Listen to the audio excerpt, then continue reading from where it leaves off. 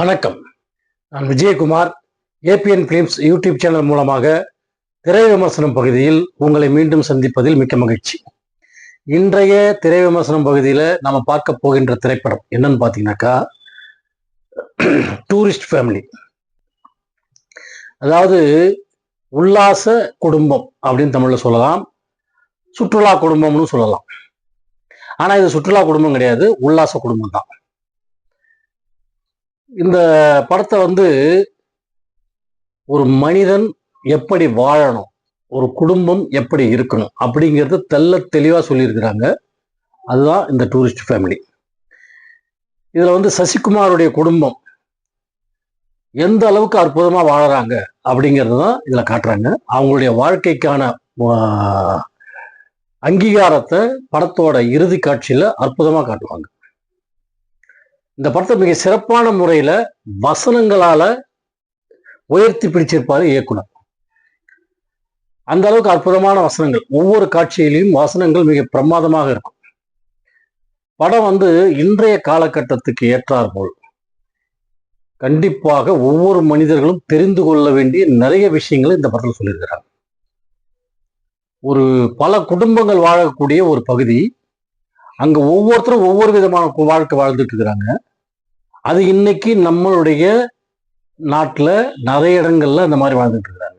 அப்படி வாழறவங்களுக்கெல்லாம் ஏதாவது ஒரு விஷயத்த நாம அழகா சொல்லணும் அப்படின்னு முடிவு பண்ணி தான் இந்த படத்தை இயக்குனர் உருவாக்கி இருக்கிறார்.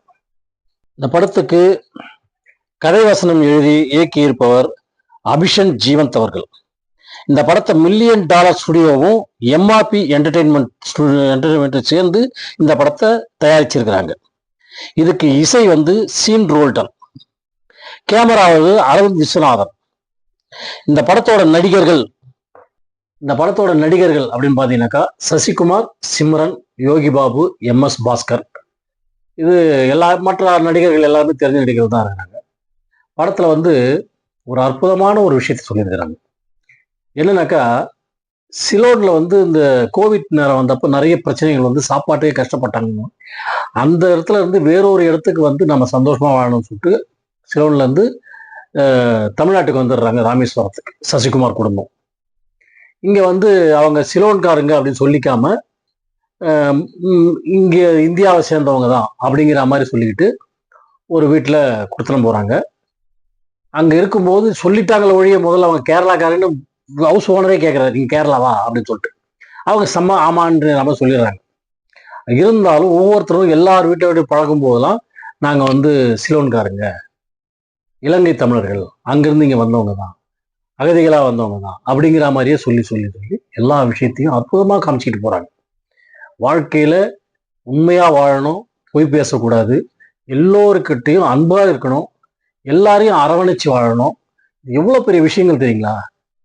இந்த மாதிரியான விஷயங்களை சொல்லக்கூடிய படங்கள் தான் இன்றைய நிலைமைக்கு நம்ம நாட்டுக்கு ரொம்ப ரொம்ப தேவை, நம்ம மக்களுக்கு ரொம்ப ரொம்ப தேவை. அற்புதமான முறையில கதையை உருவாக்கி அதுக்கான தேவையான வசனங்களை கொடுத்து ஒவ்வொரு காட்சியிலையும் ஜனங்களை ரசிக்க வச்சிருக்காரு. விக்ரமன் படத்துல தான் நிறைய சென்டிமெண்ட் சீன்ஸ் வரும். அந்த சென்டிமெண்ட்ஸ் எல்லாம் ஆனந்த கண்ணீர் வெடிப்பாங்க மக்கள். அதே மாதிரி அவருக்கு அடுத்தபடியா இந்த படம் தான் முழுக்க முழுக்க அதிக சென்டிமெண்ட் காட்சிகளோட அற்புதமான உணர்ச்சிகளை தூண்டக்கூடிய ஒரு அற்புதமான படைப்பாக இந்த படம் உருவாகியிருக்கு.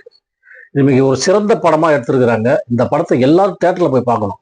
ஏன்னா ஒவ்வொரு சீன்லையும் ஒவ்வொரு விஷயம் சொல்லிட்டு வராங்க.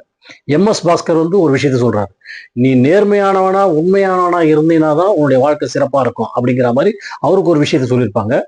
அவர் மூலியமா ஒரு விஷயத்த சொல்லியிருப்பாங்க.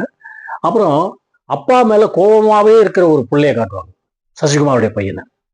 அவன் ஏன் அந்த கோபமா இருக்கிறான் அப்படின்னு எடுத்து சொல்லும்போது அந்த சீன் இன்னும் ஒரு அற்புதமா இருக்கும்.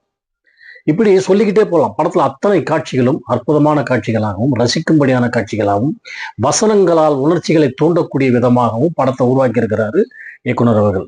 படம் மிக சிறப்பாக வந்திருக்கின்றது. இந்த படத்தை அனைவரும் தியேட்டருக்கு போய் பாருங்க. பார்த்தீங்கன்னா தான் மனிதர்கள் எப்படி வாழணும் அப்படிங்கிற முறையை நீங்க தெரிஞ்சுக்குவீங்க.